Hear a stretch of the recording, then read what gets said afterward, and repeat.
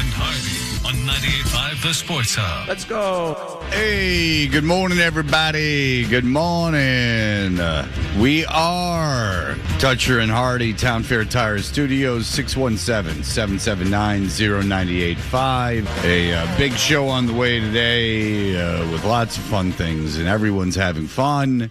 Now we're in close to an hour and 40 minutes to get out to Groton last night. Ooh. And there was a point where we got almost to where we were going, there, the school, and there was a train that was not moving, that was stuck. So we got to turn around there, too. Oh, my God.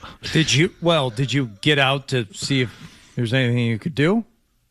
Yeah, I spray painted. I finished the graffiti on the side of it. It's funny because there was an article in the Globe about how no one works on Mondays and that the city's dead on Mondays.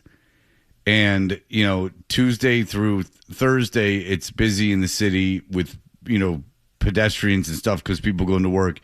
And then Friday, it's empty, except they get Friday night when people go out. So Monday's really the dead day of the week in the city.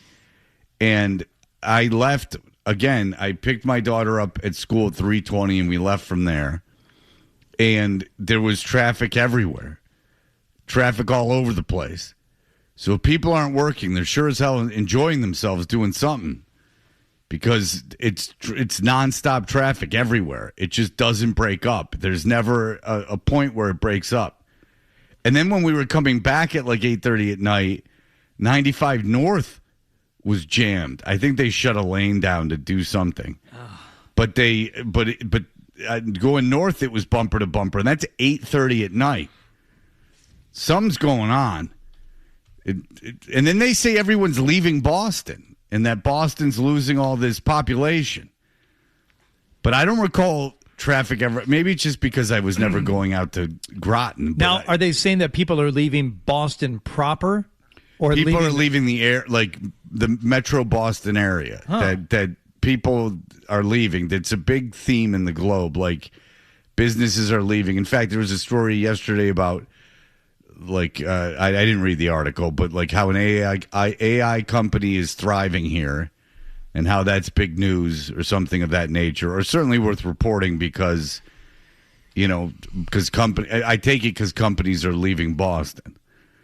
So, yes, I do believe there's an exodus of the metro Boston area. I don't think it's dramatic. Yeah, I'm just trying to, like, figure out traffic patterns as a result because some of it makes sense. You know, all this industry gets built up in Waltham over the last 20 years or so, and that explains all the traffic that occurs both north and south, you know, coming to these two exits. That was the thing for a while. I still don't get the Burlington thing. I know there's a lot of business up there, but anytime you get near that Burlington exit and near the Lowell connector, it's like that's a huge pain in the ass. Route 3 north. Route 3 has always been a nightmare. Right. Ever since I was a kid. But getting in and out of the city, Fred, if people are leaving either the city or just the area in general, why is the traffic continue to be bad, especially starting after, it's supposed to be after Monday. This morning, I could tell there were a ton of cars on the road this morning before 5 a.m.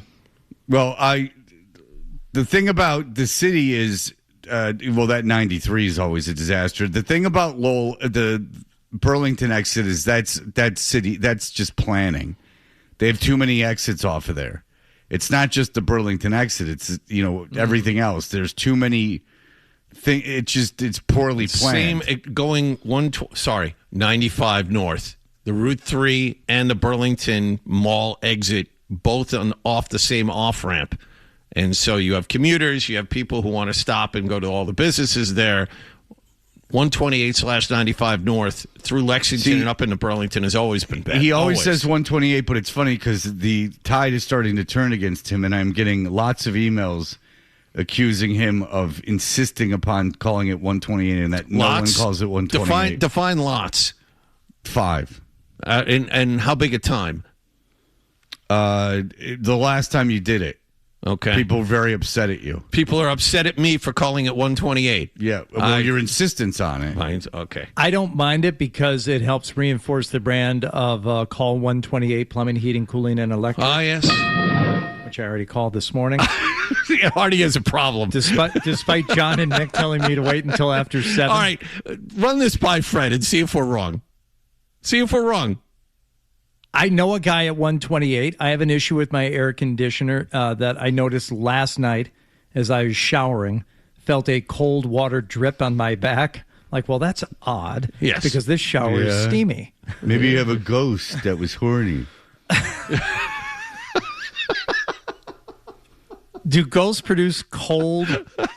Well, in theory, they're dead. So it's not going to be warm. I don't want to say the word ejaculate.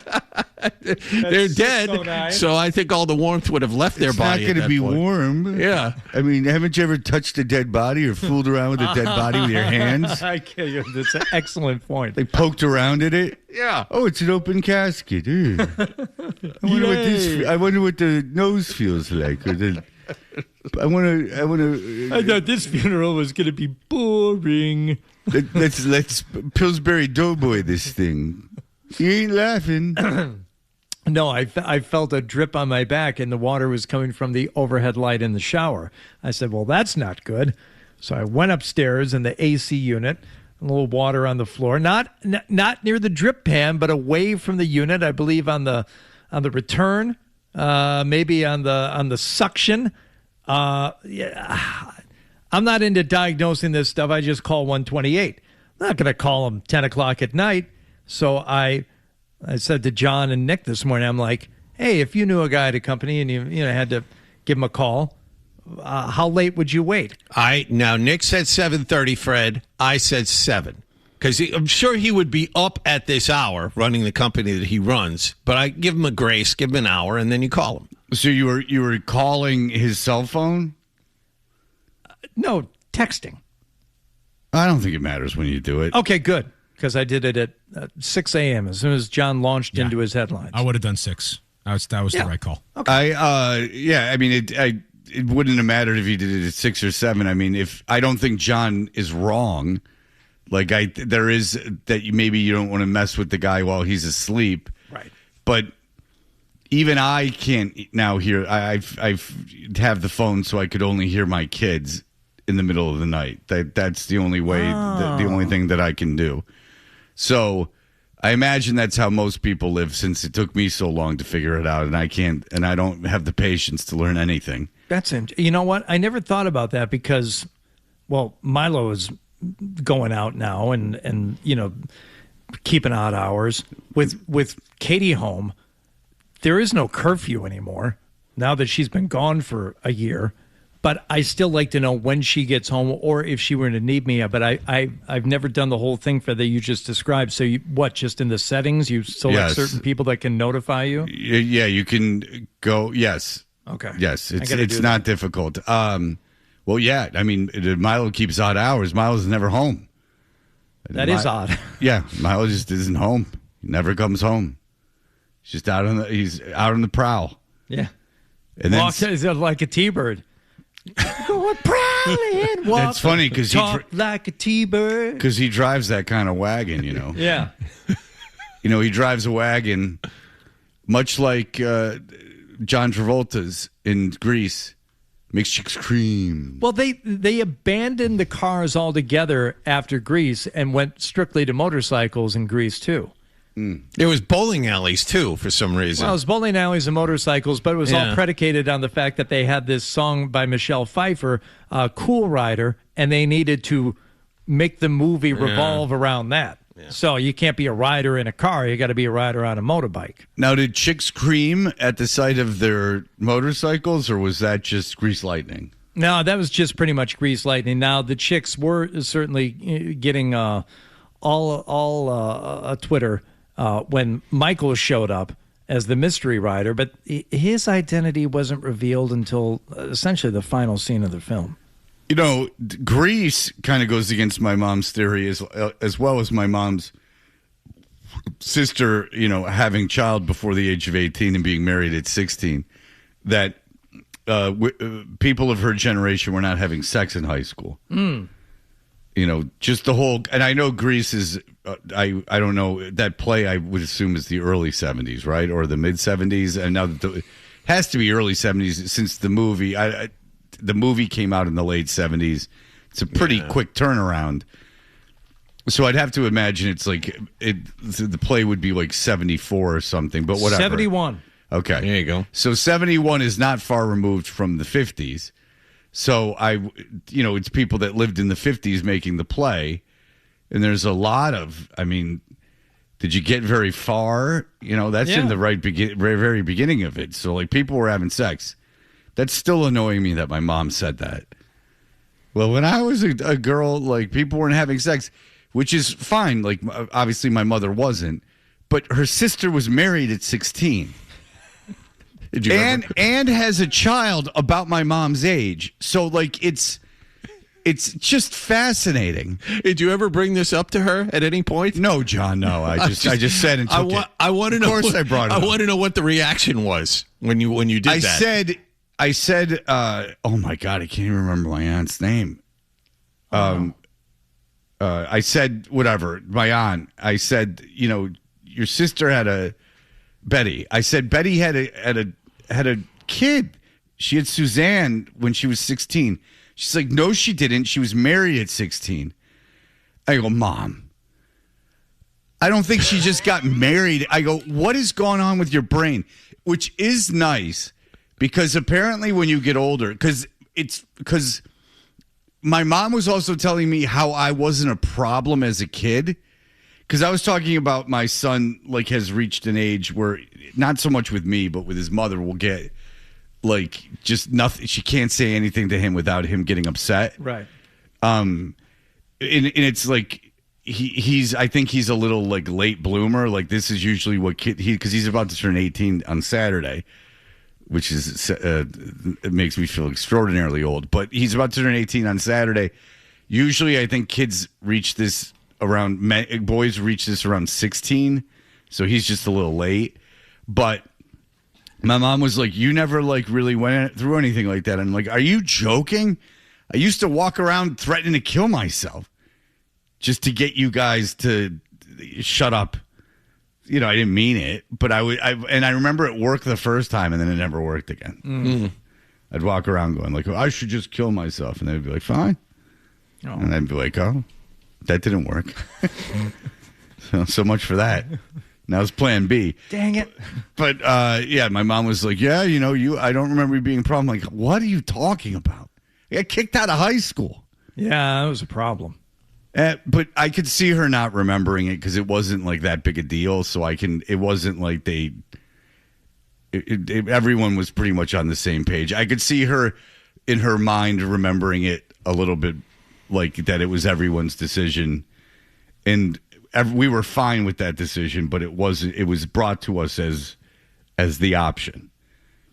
After school was over, like right around the last day of sophomore year, they brought my family in, and then separately my friend's family in, and asked us if it wouldn't be best for us not to leave the school.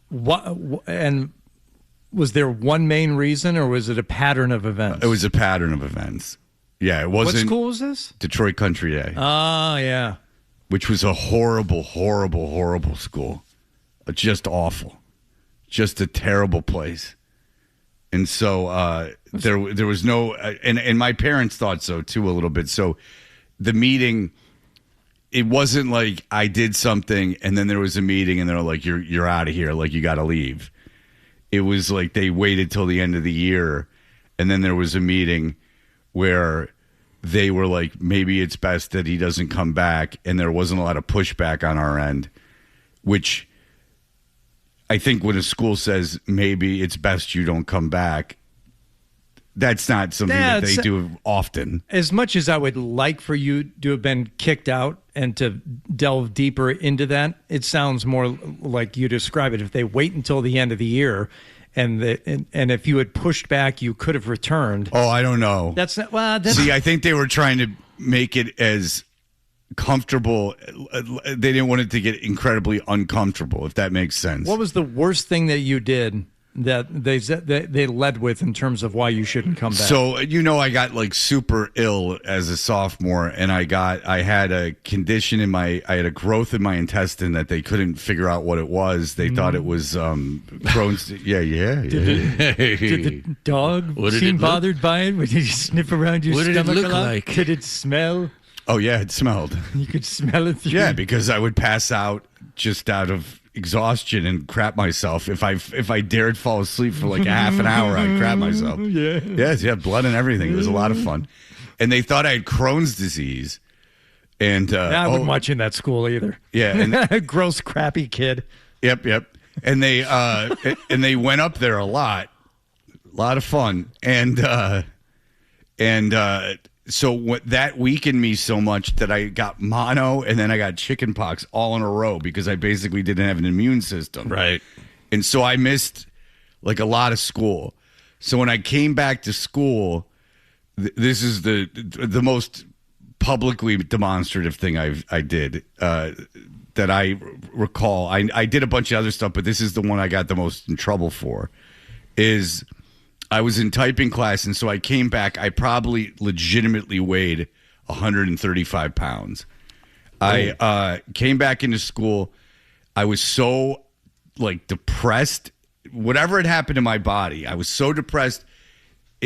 Everything was like dark, not figuratively. Like everything seemed to be like under, like not well lit, and it felt like I was walking through like molasses. Like it just was awful. So I get in, and then my nerves are shut. I hadn't interacted with anyone for like a month and a half, and I'm in typing class, and the typing teacher, I can't remember everything, but the typing teacher gets in my face and starts screaming at me, and I go, "Will you shut the F up? Just shut the F up."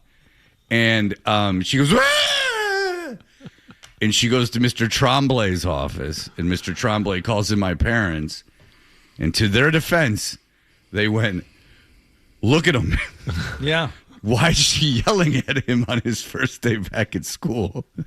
He's like a half-dead animal. Like, you don't take a dog out of the cage at the kennel and then, like, start beating it. Yeah. The first day you get it. So it sounds as much about them just not wanting to weaken the Detroit Country Day gene pool. They wanted fair enough. They wanted that's actually probably not far off. It's like it's a pump up the volume situation where they're like eliminating kids that they didn't like. That might be an excellent point. No, wow. Your presence there just kind of projected a frailty that they didn't like. It's like, no, we got Chris Webber at this school. We don't need this. Oh, he was graduating, so yeah. We don't want this sickly, ornery cuss. I'm brittle. Walking our hallways. I think that's why I take Nick's pooing himself so seriously. Yeah. And treat it with the respect it deserves. Yes. Because, I didn't have any heart thing put in me afterwards. I'm as healthy as Alabama Slammer. So, but I think that I know you're being sarcastic about the sick thing, but I do think that they wanted me gone, maybe partially because they wanted their graduates to be successful, and they thought that I was going to be like a huge loser. That's very possible. No, I did, but I had a history of like behavior that that wasn't great there. But that's the thing I remember, like, close. That was the thing sophomore year that I remember being the thing that was just like the last straw for us and them. And I don't think they were thrilled that my mom was like defending me for the first time and maybe only time in her life. She didn't go out of her like crazy defending me, but she was like, can you look at him? Yeah. He looks like the like Ghost. he looks like albino at this point. Like he's he hasn't seen the sun. He weighs 135 pounds.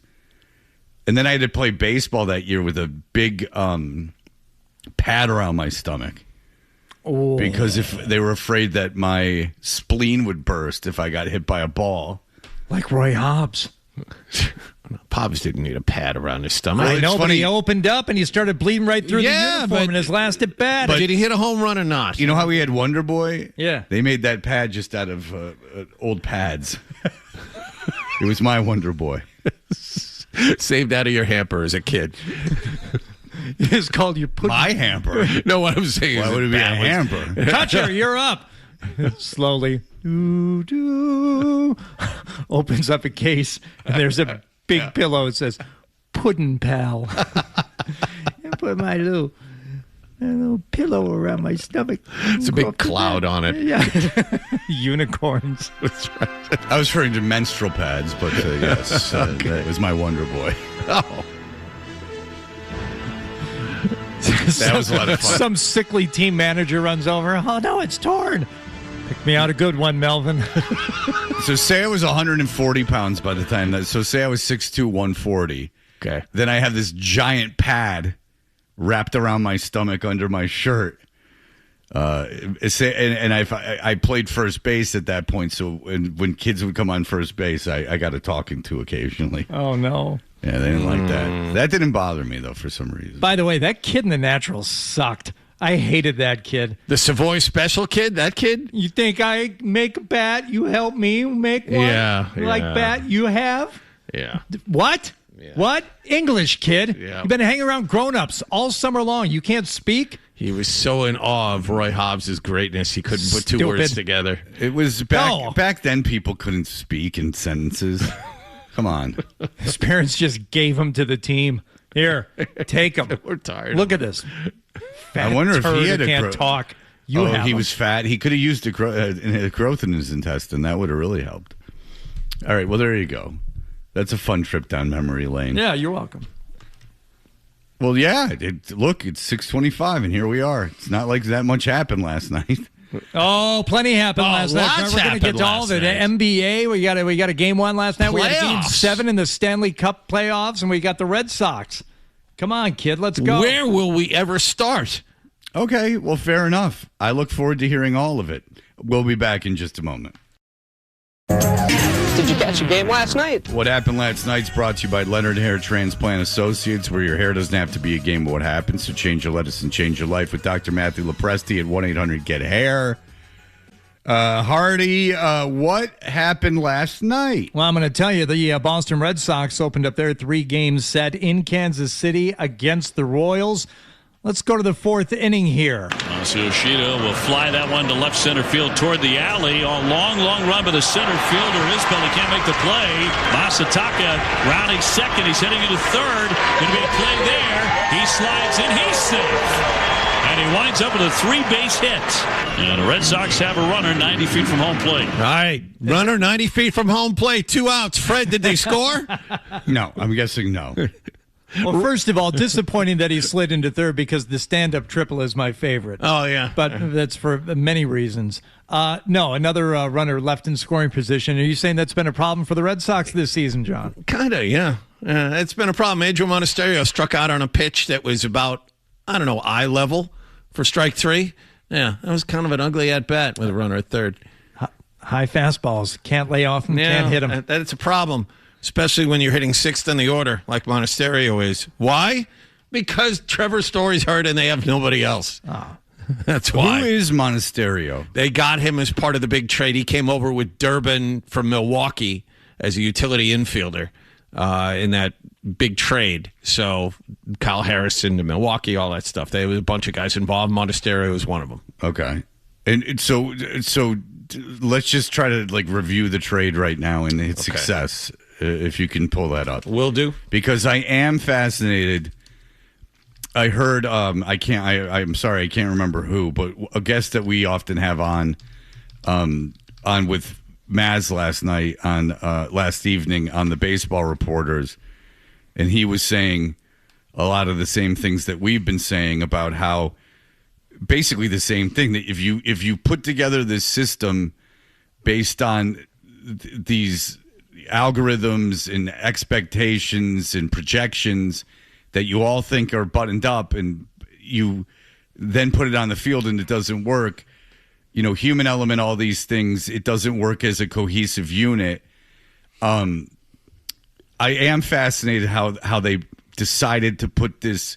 The pitching's good. Again, they got proven veterans, so that's out the window. And it's not like they had any model for it. Sonny Gray and Suarez don't throw hard, and then Crochet throws hard as hell. So it's like, and Chapman's a fireballer. So like, there doesn't seem to be any real pattern there.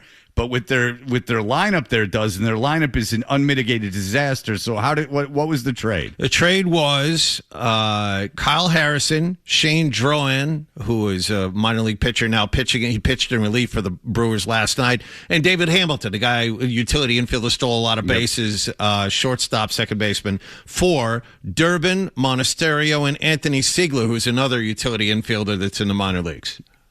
Okay, so that was a bad trade. Oh yeah. Okay. Oh, yeah. So they got two utility infielders. One of who's a major leaguer, one's a minor leaguer. And they got one of the worst Durbin, hitters. No, the worst hitter in Major League Baseball at the moment. Oh, and the guy on the baseball reporters were saying they tried to change Durbin in the way his swing path, which is completely screwed him up. Yes, I heard that. I was in the car. I heard that. Yes. So you get a guy...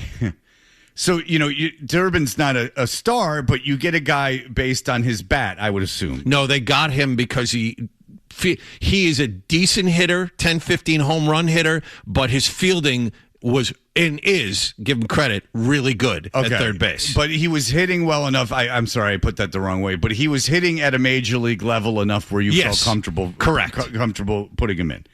Okay.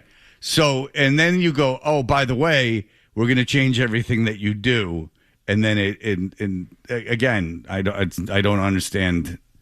I don't understand this. I very much understand the technology and the data that they're using. I absolutely do, because I am very familiar with it, and I understand again how in a pool of prospects that narrows things down to a manageable level.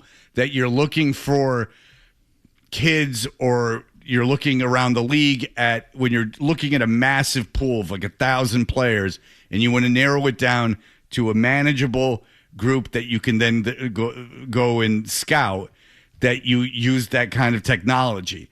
That I understand. Once you get to your own team, or once you even get to a major league level, that's enough that you got to have eyeballs on it. And that you got to have some intuition and some baseball knowledge that you can eyeball. That it can't all be that kind of data, because it doesn't always translate. That's the thing. The Red Sox argument would be, well, now everything is streamlined. The guy they fired the hitting coach. They replaced him with a guy who used to work for Driveline. He's a 32-year-old guy, never been a hitting coach before. He was an assistant hitting coach, and now he's the hitting coach at the major league level. Mm-hmm. His previous job was working for Driveline.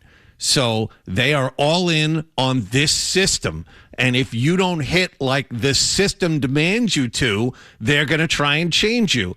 And Caleb Durbin is test case number one, that it does not work. None of this works. The Red Sox are one of the worst offensive teams in Major League Baseball. Well, I'm not going to give away the if they won or lost, because Hardy hasn't gotten there yet. But they did score 3 runs last night, which is another huge offensive outing for them. They did, and we heard Yoshida with the triple. He was also providing some defense in the next inning. And a base hit into left field. Massey hitting third base. They're going to test the arm here. Mostuck is throwing the plate to tag. He is home. They cut him down. Let's see the hose, kid. You know why he was on second base to begin with? I was at my son's game. You always get something negative to say. It was a line drive that Yoshida went over in the gap, had his glove up, and it ticked off the top of his glove and went to the wall. All right. That's why he was on second and tried to score to begin with. All right. Well, you threw him out at the plate. What do you want? I call it even. All right. Well, I guess that would be the definition of even. Yes. Runner on, 6th inning. Contreras at the plate. Swinging a high fly ball, left field, that's deep. Backing up Collins, back it up. It carries, and it is gone. Home run, and Willson Contreras. Number 10. The Red Sox at last break through. 2-run bomb for the Red Sox first baseman, and it is 2-0 Boston. Okay, so Contreras is doing what you would think Contreras would do. He's, again, a above-average major league hitter. You knew that going in. What a wonderful tool to have on a team where he didn't have to carry you. Like imagine if he'd be a nice piece. He would be a very nice piece. If he was like, I don't know, your third, fourth best hitter in the lineup. If you could hit him sixth, he'd be perfect. Unfortunately, you have to hit him fourth because there's nobody else. Because Contreras has always been a pretty good hitter, above average, obviously. Sure. You know, he can hit for power. You knew he was going to have like 25 home runs, 85 RBI. Like something along those lines. That would be a great piece, but not the best hitter in your lineup, which he is right now. Right? Am I right? It's either him or Abreu. I'll take him. That's fine. All right. Connor Wong would score in the 7th on Well, certainly right now he's your best hitter. Yes. As of this moment. Yes. The way he's playing. He's the guy who hit the 2-run home run last night. Right. Yes. Yeah. On a Jaron Duran sac fly in the 7th. Casey only able to answer with another run in the bottom of the 7th, and that's it. Your final 3-1. Red Sox take game 1 of the series. Sonny Gray, great again. Really, really good again. And he's done exactly what the Red Sox signed him for. He is now the pressure on these pitchers is immense because you have to be close to perfect every night to win games. So Gray was for but a he long can period handle of time. That's the thing about Gray is that Gray and Suarez is that they don't rely on stuff. We went over this a million times. They've figured, especially Gray, who is a totally different pitcher than he was when he came up. He doesn't have near the velocity. Like, he's a professional pitcher. So these guys can handle it. That was a good trade, a decent trade. Mm-hmm. I mean, you went and got a number 1 pitcher from a team that was throwing in the towel on the season. So, I mean, congratulations. But Gray's a good pickup. And Suarez was a decent signing. And you're getting, they would have been nice to have. Crochet, Gray, and Suarez, especially when you have kids that are filling in the back end of that rotation. And the other thing, kids are pitching well, too. Right, exactly. So that all is great. Your lineup is atrocious. Yeah. And it's not going to get better. It's not going to get better this year. It's not. Look, are they going to stick to a maximum of 3 runs a game? Who knows? Maybe not. Maybe they'll break out a little 48 bit. games are averaging just under 3.5 runs a game. Well, yeah, and recently, John, we went through the exercise yesterday. I mean, I mean, we can do it again if you want. There's the last. All right, we'll go back to the Rays series.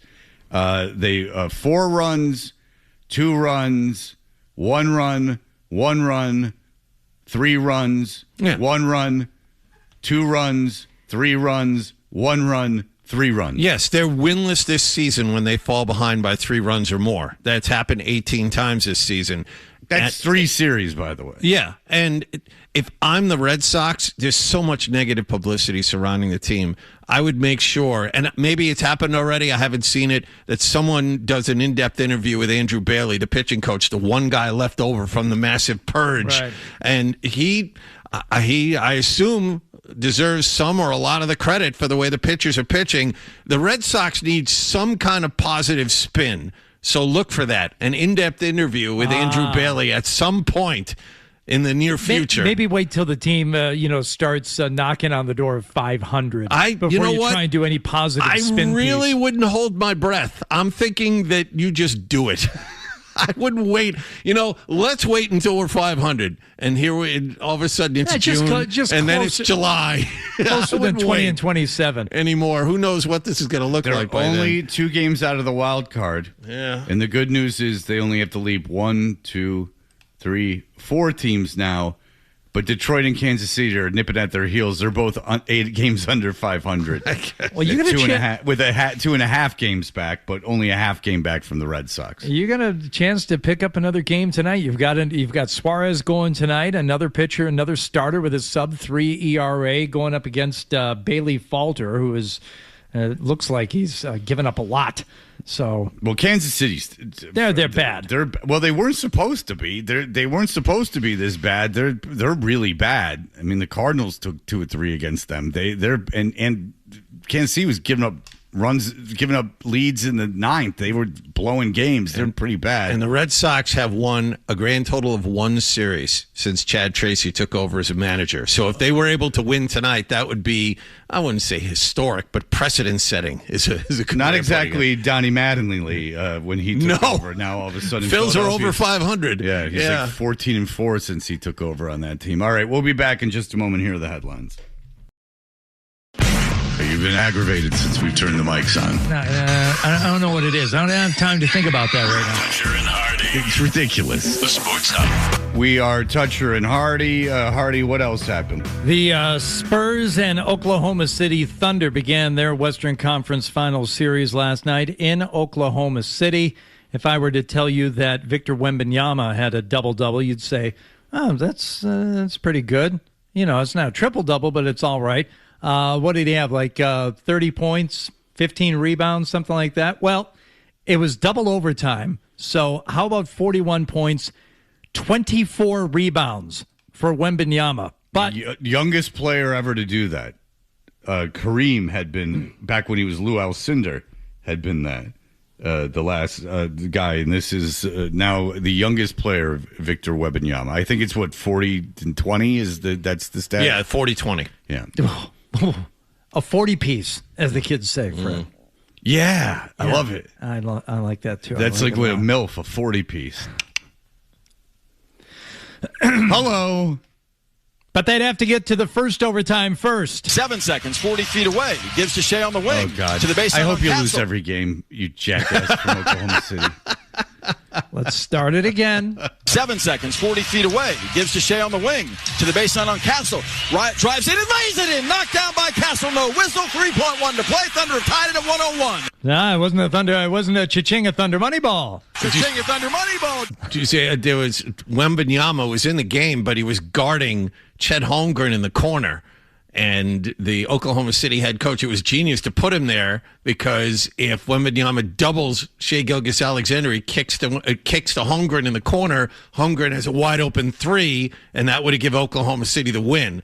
So Wembanyama stayed put, and it was only a tie game. I heard PJ Carlissimo saying that Wembanyama was tired and that they were limiting his responsibilities defensively. Look, man, that game came on at 8:15. I watched 2 minutes of it and I went to bed. But when I got home, at 9, I watched 2 minutes of it and I went to bed. I don't think I'm being too old a man, but the audience can certainly let me know. An 8:15 game into double overtime, I'm questioning what the audience was like at the end of that. On a Monday night, yeah. Especially Oklahoma City, San Antonio, while star-laden, certainly not. It's game 1 on a Monday night. It was a great game. It's going to be a great series, but I understand the point. Yeah, I mean, what did that go to? I mean, that had to have gone 11:45-ish, something like that. I mean, I don't know how many people stay up till 11:45 on a Monday night. I used to, especially when you get through you get through regulation. You're hopefully, if you're thinking, I kind of just need this to end as you're nearing the end of the first overtime. Castle to Wemby, rising deep 3. Wee-wee! Victor Wembanyama, 6 feet. Wee-wee? Yeah, wee-wee. Yeah. That was... Right, okay, where? Where are you putting it? Wee-wee! Yeah. Oh, so it's 2 hacks just making their way in small towns. Thunder money ball. That tied the game at 108. They would go to double overtime. Victor Wembanyama. Castle between his legs. Castle. Wembanyama puts it in up top over Caruso. Okay. So the big alley-oop there in double OT as you said, defensively, Wembanyama still very good, but only 3 blocks. So it wasn't one of these, like only 3 block shots. Well, I mean, there's plenty of other guys out there who had 2 last night. The average of the leader in the NBA per game is 3 block shots. It was double overtime. Oh, okay.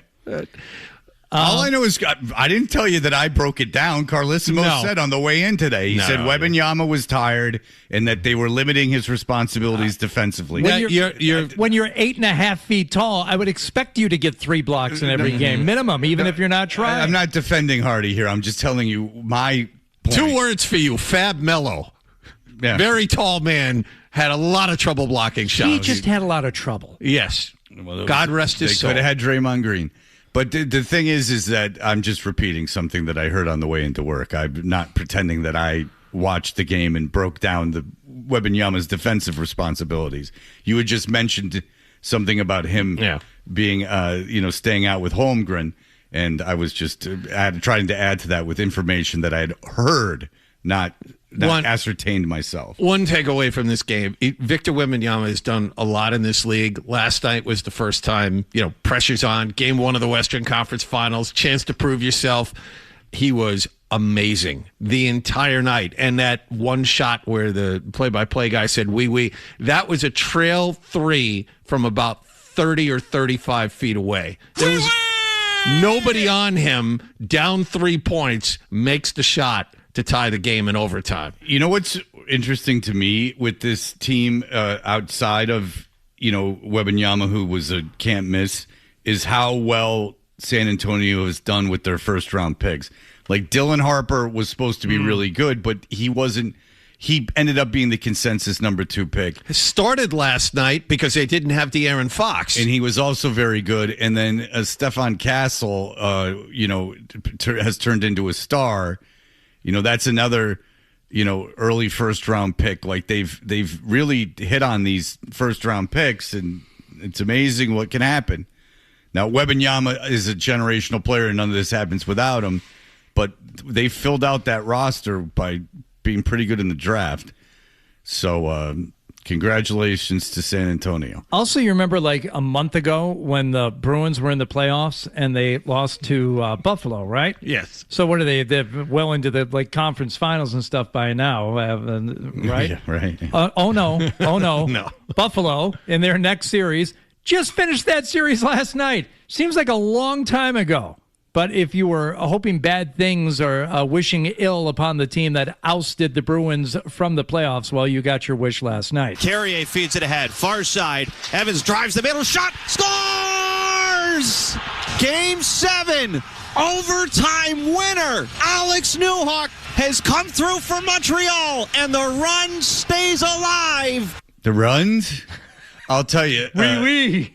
The guy from Montreal is better than either of the 2 guys in San Antonio, or at least he kept his head on straight. Yeah.